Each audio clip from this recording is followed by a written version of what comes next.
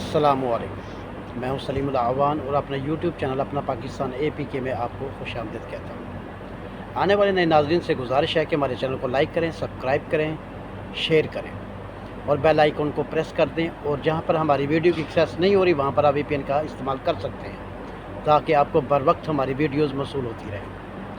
आते हैं न्यूज़ की तरफ। तो न्यूज़ में सबसे पहले तो जो अमेरिका में इलेक्शन हो रहा है ट्रंप और कामला हैरिस के दरमियान में, वो एक बहुत बड़ा टाकरा है और उसमें देखें कौन जीतता है कौन हारता है और उसी के ऊपर ही फिर चलेगी मामला, पूरे और वर्ल्ड के मामला उसी के ऊपर चलेंगे। क्योंकि जो नई इनकी कबीना बनेगी, जो कि नए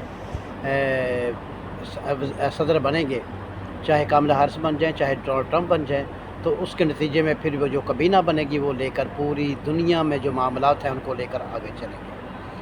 इलेक्शन तो हो चुके हैं, अनाउंसमेंट होना बाकी है और इसमें वोटिंग तो ऑलरेडी मेरे ख्याल से फ़िनिश हो चुकी है और अभी गिनती का अमल जारी है। जैसे ही कुछ पता चलेगा हम आपको सबसे पहले ब्रेकिंग न्यूज़ देंगे। और आते हैं पाकिस्तान में एक अहम न्यूज़ की तरफ। आज ईरान के वज़ीर ख़ारजा की वज़ीर आज़म शहबाज शरीफ से मुलाकात हुई, जिनमें ख़ित्ते में दोनों तरफ से मामलात के लिए बात हुई। पाकिस्तान में उनकी शराकत दारी, पाकिस्तान में बिज़नेस, तिजारत और मादनियात और वसाइल के बारे में आपस में बातें की और पाकिस्तान की मईशत को थोड़ा सा और ऊपर उठाने के लिए उन्होंने अपनी तरफ से जो ख्वाहिशात का इज़हार किया है। ईरान के वज़ीर ख़ारजा ने वो कह रहे थे कि हम चाहते हैं कि पाकिस्तान इस खित्ते में अमन के साथ और तरक्की के साथ दुनिया में अपना लोहा मनवाए। आज वज़ीर आज़म शहबाज शरीफ साहब ने उनके साथ बड़े अच्छे तरीके से बात की और पाकिस्तान को लेकर उन्होंने जो पाकिस्तान का मोटिवेट है, पाकिस्तान का जो इज़हार राय है वो बताया कि हम मज़म्मत करते हैं इसराइल की आपके ऊपर हमला करने की और हम आपके साथ हैं, आपके साथ खड़े हैं और एक दूसरे के साथ हर एक शराकत में जो कि दोनों ममालिक के लिए मुफाद में होगी, फ़ायदेमंद होगी, अवाम के लिए फ़ायदेमंद होगी, हम एक दूसरे के साथ मिलकर आगे चलेंगे। उसके बाद एक और न्यूज़ की तरफ जाते हैं। एक और न्यूज़ है हमारे पास आज़म सवाती साहब के बारे में। जैसे ही PTI के आज़म सवाती साहब रिहा हुए, जैसे ही वो अडयाला से बाहर निकले तो उनको एक और मुकदमे में अरेस्ट कर लिया गया और उनके ऊपर जो मुकदमा था वो तोड़ फोड़ के अलावा उनके अलावा रियासती दहशतगर्दी और उसके अलावा जो कि कार्य सरकार में मुदाखलत के नतीजे में जो मुकदमा था उस पर भी उसके मामले में उनको अरेस्ट कर लिया गया है और 3 रोज़ा रिमांड लेकर उनको कस्टडी में ले लिया गया है। यही तो हम कहते हैं, अगर मामलात ऐसे ही चलते रहे जैसा कि ये अब चल रहे हैं तो फिर ये मामलात किसी और रुख की तरफ चले जाएंगे। होना ये चाहिए कि जैसे ही किसी पर कोई मुकदमा बनता है उसका अच्छे तरीके से ट्रायल करें, अगर उसका कसूर है तो उसको फौरी सज़ा दें। ऐसे मुकदमे में गिरफ़्तार करने का फ़ायदा नहीं होता है, उल्टा मामलात ख़राब होते हैं और इमेज ख़राब होती है अदारों की। अगर एक आदमी ने कसूर किया है, उसका कसूर है, उसका जुर्म है, उसको सज़ा देनी चाहिए और लाजमी देनी चाहिए, उसको माफ़ी नहीं मिलनी चाहिए। अगर एक आदमी का कसूर है उसको फिर माफ़ करते हैं तो फिर रियासती अदारे भी मुजरिम हैं और कानून नाफिज करने वाले अदारे, गवर्नमेंट सब मुजरिम है। अगर उसको सज़ा नहीं देते, क्यों? कि उसने एक जुर्म किया हुआ और उसको जुर्म की उसको सज़ा देनी चाहिए। अगर सज़ा नहीं मिलती है तो फिर सब के सब हम लोग मुजरिम हैं। अगर उसने गलती नहीं की है फिर भी उसको सज़ा देते हैं तो फिर ये गलत बात है, ये नाहक है। और अगर उसका कसूर है तो उसको लाजमी सज़ा देनी चाहिए। उसके बाद एक बहुत अच्छी खबर वो ये है कि पाकिस्तान ने 92,000 की जो नफसियाती हद अबूर की थी स्टॉक एक्सचेंज में, आज 92,000 से भी बढ़कर ऊपर चली गई और ये पूरा हफ्ता ऐसे ही जा रहा है। इस पूरे हफ्ते में पाकिस्तान की स्टॉक एक्सचेंज, पाकिस्तान के अंदर बिजनेसमैनों की आमद और पाकिस्तान में सरमायाकारों की बहुत बड़ी तादाद ने पाकिस्तान में आकर सरमायाकारी की है, जिसके नतीजे में डॉलर नीचे आ रहा है और रुपया मुस्तहकम हो रहा है। और इससे क्या होगा, हमारी GDP बढ़ेगी। इससे क्या फ़ायदा होगा, गुर्बत कम होगी। इससे क्या होगा, बेरोज़गारी कम होगी।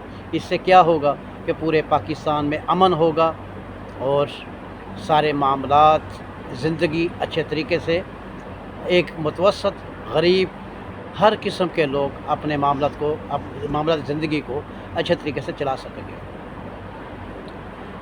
और इसके अलावा आज PTI ने सलमान अकरम राजा साहब क्या फरमा रहे थे कि हम 26वीं आईनी तरमीम को चैलेंज करते हैं।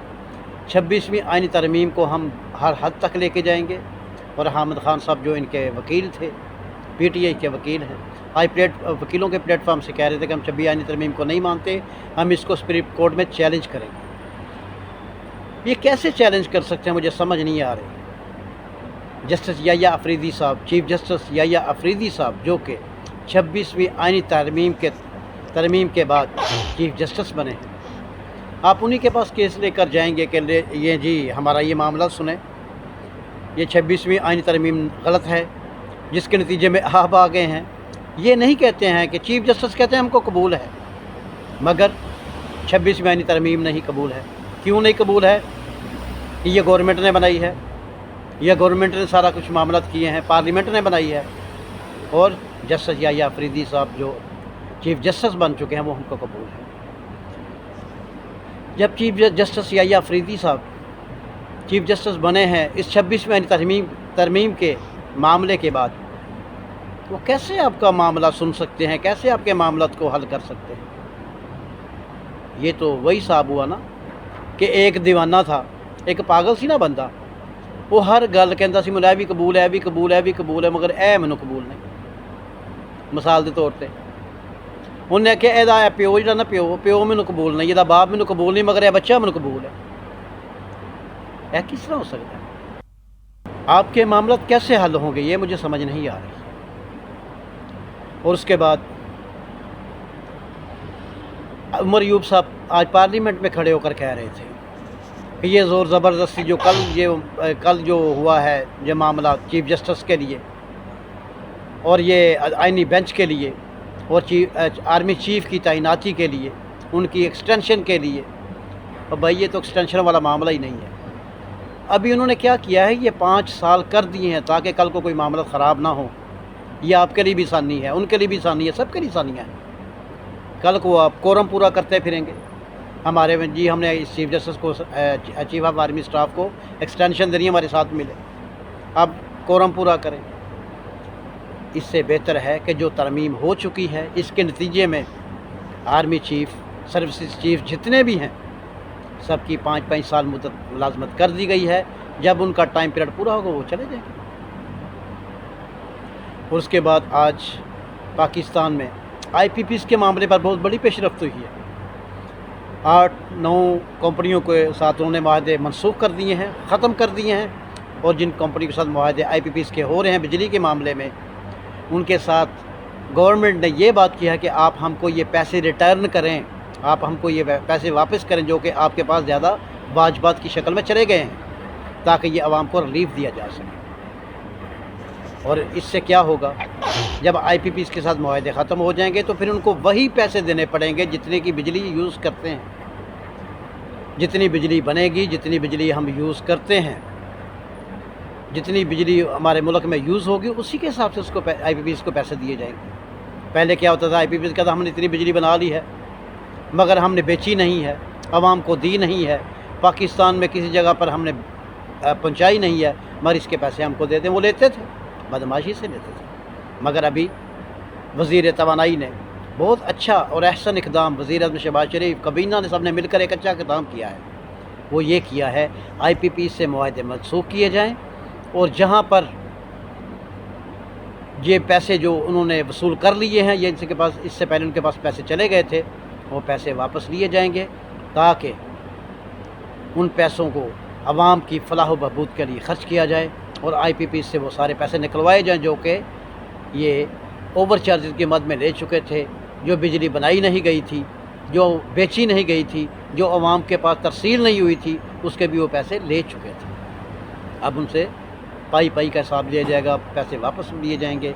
और جو کمپنی اس طرح نہیں چلے گی اس کے ساتھ معاملات بالکل منسوخ کر دیے جائیں گے، معاہدے ختم کر دیے جائیں گے، اور پاکستان میں جو بجلی کا جو معاملہ ہے، مہنگی بجلی کا، اس کو ختم کیا جائے گا، اور جو کوئلے پر بجلی بنتی تھی، ترکول پر، کوئلے پر، اس کو پاکستانی روپوں میں کنورٹ کر دیا گیا ہے۔ ابھی پہلے ڈالروں میں یہ لیتے تھے پیسے، جب پہلے پیمنٹس ہوتی تھی آئی پی پیز کو تو ڈالرز میں ہوتی تھی، مگر ابھی کیا کر رہے ہیں کہ ان کو پاکستانی کرنسی میں پیمنٹ ہوا کرے گی، اور جتنی پاکستانی کرنسی میں پیمنٹ ہوگی اتنا پاکستان میں بجلی بھی سستی ملے گی، اور بجلی ٹائم پر بھی ملے گی، اور ان لوگوں کو پتہ لگ جائے گا جنہوں نے بے فضول پاکستان کی عوام کا خون چوسا ہے۔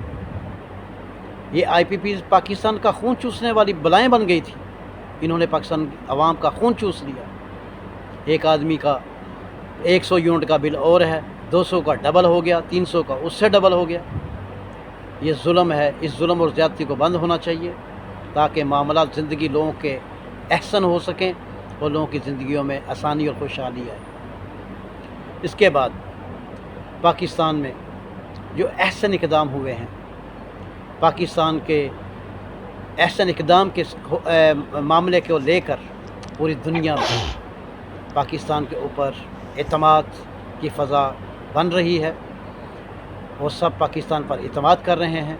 پاکستان اسی اعتماد کو لے کر آگے چلے گا تاکہ سب کے سب معاملات پاکستان کے توسط کے ساتھ ایشیا میں پاکستان ایشین ٹائیگر بننے جا رہا ہے، اور عنقریب آپ کو یہ سننے میں آئے گا کہ G8 کانفرنس بھی پاکستان میں ہوگی۔ کیوں کہ پاکستان ایک ایسا پلیٹ فارم ہے، سی پیک پاکستان میں بن رہا ہے، اور اس کا یہ فائدہ ہوگا، اس سے پہلے جو جہاز کہیں سے ایندھن لینا ہوتا تھا، باہر سے آتے تھے، دور سے آتے تھے، تو وہ کیا کرتے تھے، دوسرے ملکوں کا رخ کرتے تھے۔ ابھی وہ جب طیارے اڑیں گے، یہاں پر پہنچیں گے، ایندھن کہاں سے لیں گے؟ سی پیک پاکستان سے، اور اس کا بھی ذریعہ مبادلہ پاکستان میں آئے گا، اور پاکستان ترقی کرے گا۔ اور سی پیک کے معاملے کے اوپر پاکستان نے کہہ دیا ہے، پاکستان کے اداروں نے کہہ دیا ہے، وزیر اعظم نے کہہ دیا ہے، صدر پاکستان نے کہہ دیا ہے، آرمی چیف صاحب نے کہہ دیا ہے، پاکستان کے سب معاملات، سب ادارے ایک پیج پر ہیں، اس کے معاملے میں کسی پر سمجھوتا نہیں ہوگا، اور پاکستان سی پیک کو مکمل کر کے ایشیا ٹائیگر بننے کا جو خطاب ہے وہ حاصل کرے گا، اور پاکستان خطے میں ایشین ٹائیگر بن کر ابھرے گا۔ اس کے ساتھ ہی میں اپنے پروگرام کو اختتام کی طرف لے کے جا رہا ہوں، اور اس دعا کے ساتھ اللہ تعالی ہم سب کا حامی و ناصر ہو۔ پاکستان زندہ باد۔